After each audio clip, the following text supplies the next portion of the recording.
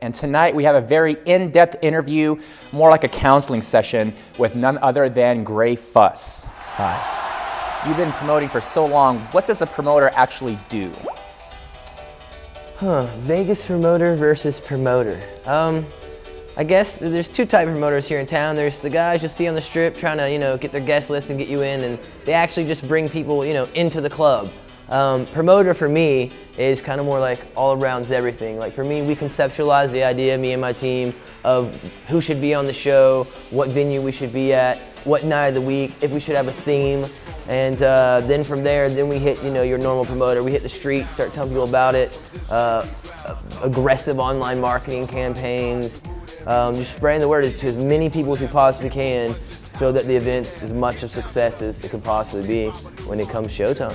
The name Loose Cannon, that's a strong name. Now, I heard you have a clothing line. This is an Australian type company, is that correct? And then you also have a talent management. I mean, you have a lot going underneath this name, Loose Cannon. Yeah, I got the nickname from some friends in the military back in the day when I was a youngster from Atlanta, and just kind of ran with it. I guess my mom told me my grandfather used to say that I was so crazy as a young kid I could tear up a cannonball too. So it kind of all stuck together. But I started the company in Atlanta in 2003 when I got out of the military, and started out originally actually doing hip hop, believe it or not. Like I made hip hop beats with my friend Sleepy, a really good rapper in Atlanta, and we threw a couple underground parties there, did a show with Evil Intent, and my friend Sniper, who's coming out this week under the mantra of Funka. And we started throwing parties, and then and later, around 2005, I started making clothing for skaters and punk kids. Yourself being such a hard hitter, and especially when it comes to promoting, how do you think that this whole dubstep thing hit in Las Vegas? I think some kids do know where it comes from. I mean, there's a lot of very knowledgeable people in this city. A lot of the reason that dubstep is so big here now is, honestly, shout out to the Frequency crew, Joel Hyper Audio. That kid's very instrumental in bringing that scene alive here in Vegas, and keeping it thumping. He was putting out Excision and Skrillex before any of these kids even knew who Skrillex was. And now, we have a good start of a dubstep scene here. I wish we had what they have in Arizona or maybe up in Colorado, where, you put on a Dirty Talk or a Joppy and you get 3,000 kids. We're still kind of that 800 to 1,000 kids range here. But I mean, look at Marquee on a Friday night. How many thousands of people are there? So we definitely have a vibe. I think I read somewhere a while ago they kept calling Vegas the next Ibiza, but I don't think you can be the next something else. I think you can just be really damn good at being the you. And I think Vegas is being really damn good at being Vegas these last few years. What about Australia? Do they hear about Las Vegas out there? Oh, dude, that's I swear to God, that's all their goal in life is to come here and rage. Those kids really? Yeah, I had friends that when I worked there for a year and was there, he was saving money to come here. When they came here, I took them to Marquee, took them to Rain. They met Bam Margera. They met a couple porn stars. To them, it's like coming to America and being famous to come to Las Vegas. So it's really cool, but I mean, they have some crazy festivals out there. We just had EDC here, crazy good. But I went to Future there 2 years ago at 500,000 people. It's weird to be in a mass of that amount of people. They have good culture.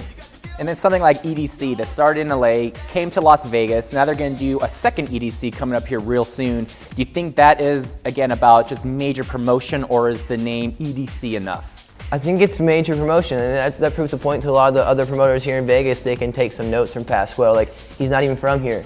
He came here and brought 250,000 people to his party. You don't have to be from here.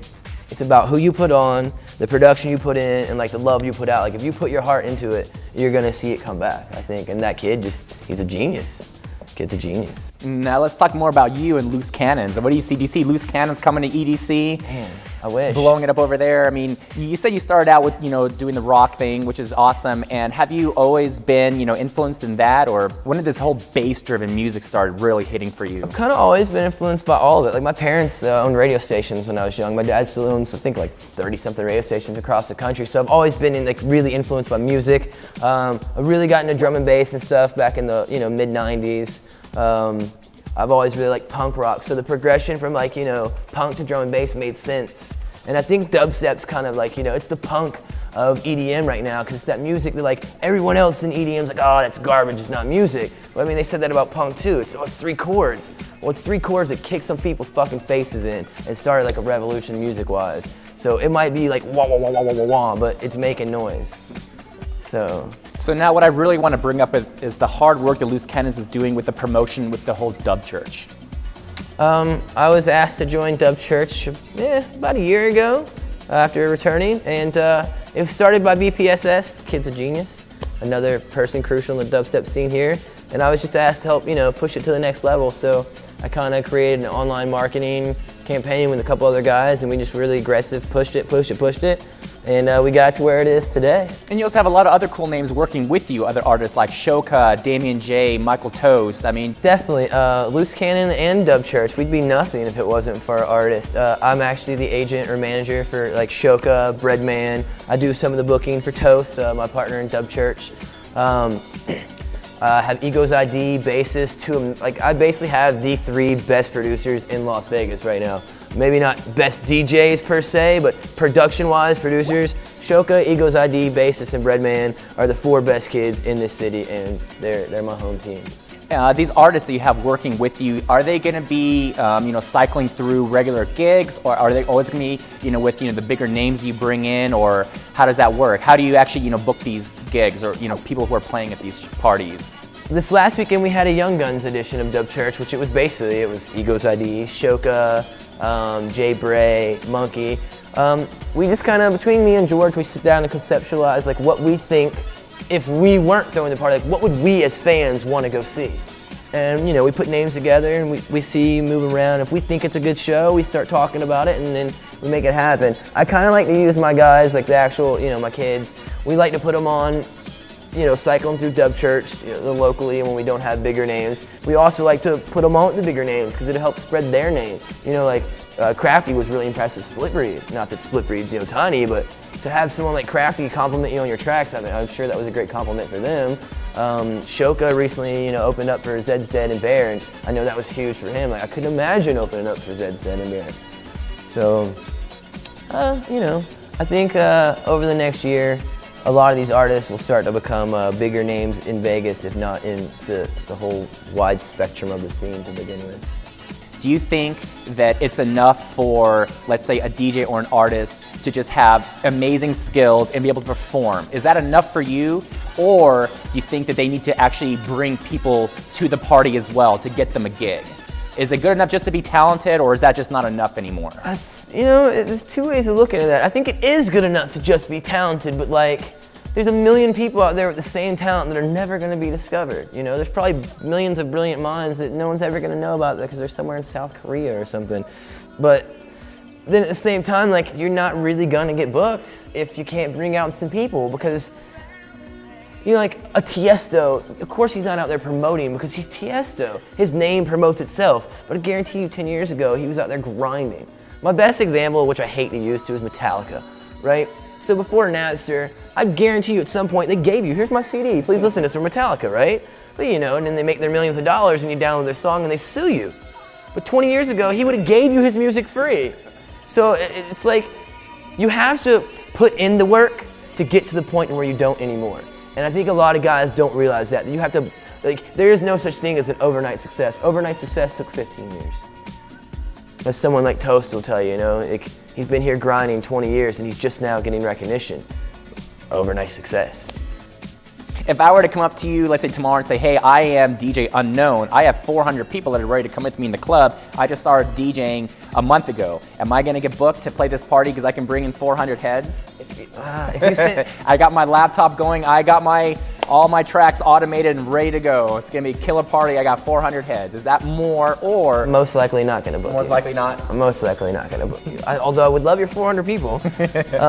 No, because I still respect the art and the craft. There are a lot of computer DJs, and I'm not talking bad on them. I'm sure there's some craft there, but nothing beats seeing a guy just go to town on 2 or 4 turntables. And you can tell. You can tell, right, if people are actually have talent behind them or if they just started. If you said, like you said, you have 400 people, you can come to the club. My first single is, well, can you send me some of your tracks? And a lot of the guys will send me a mix CD. I don't even think being a DJ is enough anymore, to be honest. If you just DJ, you're a step behind. You need to be producing.